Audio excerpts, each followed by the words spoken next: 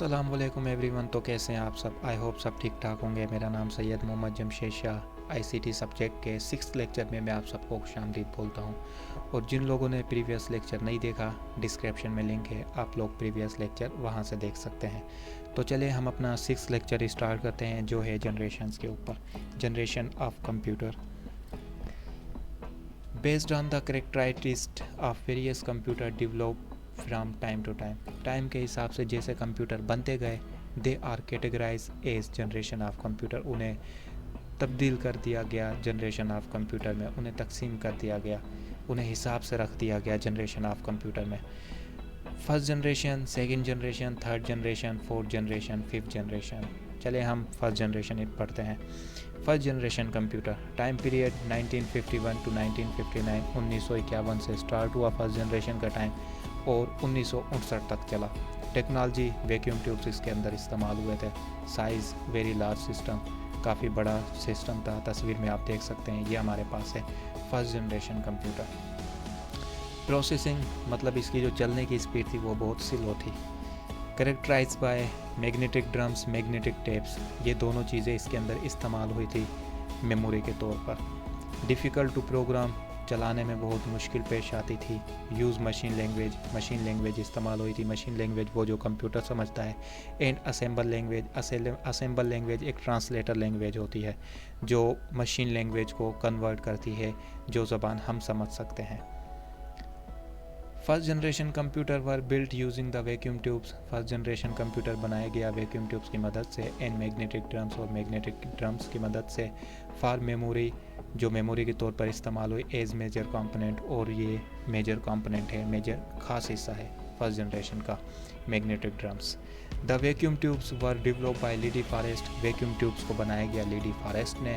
It is a device generally use to amplify a signal by controlling the movement of electron. ये एक device है जो electron की हरकत से कंट्रोल करता है, हर चीज़ को कंट्रोल करता है इलेक्ट्रॉन की मूवमेंट से। ठीक है। Characteristics first generation computer were based on vacuum tubes. Vacuum tubes के ज़रिए बनाया गया था first generation computer. The operating system of the first generation computer were very slow. जो ऑपरेटिंग सिस्टम था वो बहुत स्लो था। They were very large in size, size में बहुत बड़ा था। Production of the heat was in large amount in first generation. जो गरमाइश पैदा होती थी जब वो कंप्यूटर चलता था फर्स्ट जनरेशन का, तो काफ़ी ज़्यादा हीट पैदा होती थी फर्स्ट जनरेशन में। Machine language was use for programming. चलाने के लिए मशीन लैंग्वेज इस्तेमाल हुई थी। First generation computer were unreliable. First generation computer इतना अच्छा नहीं था। They were difficult to program and use. चलाने में और इस्तेमाल करने में बहुत ही मुश्किल पेश आती थी। Second generation computer time period 1959 to 1963। First generation का टाइम ख़त्म हुआ तो सेकंड जनरेशन का टाइम स्टार्ट हो गया 1959 से लेकर 1963 तक। टेक्नोलॉजी ट्रांजिस्टर इस्तेमाल हुए थे। साइज़ सिमालर, छोटा हो चुका था। तस्वीर में आप देख सकते हैं, ये हमारे पास है second generation of computer. Processing जो स्पीड की वो तेज़ हो चुकी थी फर्स्ट जनरेशन से। Characterized by magnetic cores, magnetic disk, इसके अंदर भी यही चीज़ इस्तेमाल हुई है as a memory. Use high level language, इसके अंदर हाई लेवल लैंग्वेज इस्तेमाल हुई है। ईजियर टू प्रोग्राम, और चलाने में बहुत आसान था यह सेकंड जनरेशन का computer. Transistor small solid state device that is use to control the flow of electricity in radios computer. छोटा सा डिवाइस है जो कंट्रोल करता है बिजली के बहाव को रेडियोस में, कंप्यूटर्स में, etc। Transistor replaced vacuum tubes. जब ट्रांजिस्टर आए तो वैक्यूम ट्यूब्स ख़त्म हो चुके थे। Similar, faster, cheaper, more energy efficient and more reliable then vacuum tubes. छोटा था, तेज़ था, सस्ता था और ज़्यादा बिजली लेता था और काफ़ी अच्छा था वैक्यूम ट्यूब्स से। These computers could handle an enormous amount of data. Second generation के कंप्यूटर काफ़ी डेटा है अपने अंदर सेव कर सकते थे। यूज इन बिजनेस में इस्तेमाल होता है, यूनिवर्सिटीज़ में इस्तेमाल होता था, एंड गवर्नमेंट, और गवर्नमेंट में फ्रॉम कंपनीज। जब कंपनीज गवर्नमेंट को कंप्यूटर देती थी सेकंड जनरेशन का, तभी गवर्नमेंट उसको इस्तेमाल कर सकती थी सेकंड जनरेशन कंप्यूटर को। अदरवाइज सिर्फ बिजनेस में इस्तेमाल होते थे और यूनिवर्सिटीज़ में। ये हमारे पास transistor. Third generation computer, time period 1963 1963 से लेकर 1975 तक, सेकंड ख़त्म हुआ, थर्ड स्टार्ट हो गया। टेक्नोलॉजी आईसी इसके अंदर इस्तेमाल हुए। आईसी की full form integrated circuit. Incorporated many transistor, कई ट्रांजिस्टर एंड इलेक्ट्रॉनिक सर्किट और बिजली पे चलने वाले circuit on a single chip, एक सिंगल चिप में थे। वो उस चिप का नाम क्या था? उस चिप का नाम था आईसी। आईसी के अंदर कई ट्रांजिस्टर थे और बिजली पे चलने वाले सर्किट थे। Size similar as compare to second generation, second generation से छोटा हो चुका था थर्ड जनरेशन का कंप्यूटर। प्रोसेसिंग सेकंड जनरेशन से तेज़ स्पीड हो चुकी थी थर्ड जनरेशन की। Mini computers assemble by multi user from remote terminal, जो थर्ड जनरेशन के कंप्यूटर थे वो मल्टी यूज़र कंप्यूटर बन चुके थे। First generation second generation computer इतने टफ प्रोग्रामिंग उसके अंदर होती थी, हम मुश्किल से उसको इस्तेमाल कर पाते थे। कोई उसको समझता था तो सिर्फ एक ही बंदा उसको चला सकता था जिसको वो समझ आता था। लेकिन थर्ड जनरेशन कंप्यूटर के अंदर मल्टी यूज़र हो चुके थे, मतलब इतना आसान हो चुका था कि काफ़ी ज़्यादा बंदे इसको चला सकते थे। In IC contain 100 of electronic components, एक आईसी के अंदर 100 की तादाद में इलेक्ट्रॉनिक कंपोनेंट्स होते हैं। ट्रांजिस्टर भी उसके अंदर होते हैं आईसी के अंदर, कैपेसिटर भी आईसी के अंदर होते हैं, रजिस्टर्स भी आईसी के अंदर होते हैं, etc। Main features of third generation, IC were use, integrated circuit इस्तेमाल हुआ। Processing speed increase to nanosecond, जो स्पीड थी चलने की उसको बढ़ा दिया गया नैनो सेकेंड के अंदर। Monitor keyboard were introduce as data output and input devices respectively. Third generation के अंदर आउटपुट और इनपुट डिवाइस इंट्रोड्यूस हुए। कौन कौन से? एक मॉनिटर और keyboard. More reliable and better performance, काफ़ी अच्छा था और परफॉर्मेंस भी अच्छी थी। कंप्यूटर भी पोर्टेबल, कंप्यूटर पोर्टेबल बन चुका था, मतलब एक जगह से दूसरी जगह आप ले जा सकते थे। Operating system were used, operating system उसके अंदर इस्तेमाल हुआ था। The size of computer rapidly decrease compare to second generation computer, जो थर्ड जनरेशन कंप्यूटर था उसका साइज़ छोटा हो गया सेकंड जनरेशन कंप्यूटर के मुताबिक। Fourth generation computer, time period 1975 to today, 1975 से लेके आज तक चल रहे हैं। Technology VLSI, very large scale integration.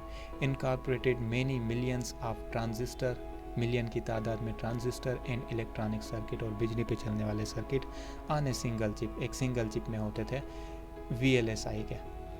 Size small as compare to first generation computer, first generation computer से छोटा था। Processing faster than first generation computer, first generation computer से फास्टर था। The personal computer and user friendly micro program, जो user थे उसको दोस्ताना वे में इसको चला सकते थे, कुछ छोटे छोटे प्रोग्राम इसके अंदर कर सकते थे। Very fast processor chip, high level language, काफ़ी अच्छी चिप लगी हुई थी इसके अंदर और हाई लेवल लैंग्वेज इस्तेमाल हुई थी। कौन सी हुई थी? OOP, ऑब्जेक्टिव ओरिएंटेड प्रोग्रामिंग, ये हाई लेवल लैंग्वेज है। ये हमारे पास टेक्नोलॉजी है VLSI, very large scale integration. Fourth generation 1971 till now, 1971 से लेके अभी तक। Fourth generation computer use large scale integrated and very large scale integrated. LSI and VLSI technology इसके अंदर इस्तेमाल हुई। Accommodate 1000 of component are in single chip, हज़ारों की तादाद में सिंगल चिप के अंदर कंपोनेंट थे। The micro processor used in this computer, जो हमारा CPU था वो इंट्रोड्यूस हुआ था फोर्थ जनरेशन में।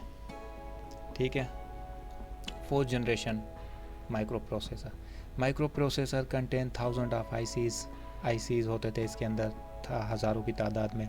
Ted Hoff creates first micro processor for Intel in 1971, Ted Hoff ने पहला माइक्रो प्रोसेसर बनाया, मतलब CPU बनाया 1971 में इंटेल कंपनी के लिए।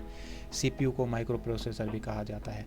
Example Apple, Macintosh and IBM PC, उसने एप्पल के लिए बनाए, मैकिन्टोश के लिए। MAC आप सुनते होंगे, मैकबुक, MAC, मैक की फुल फॉर्म है मैकिन्टोश, एंड IBM की फुल फॉर्म है international business machine, previous lecture में मैंने बताया था।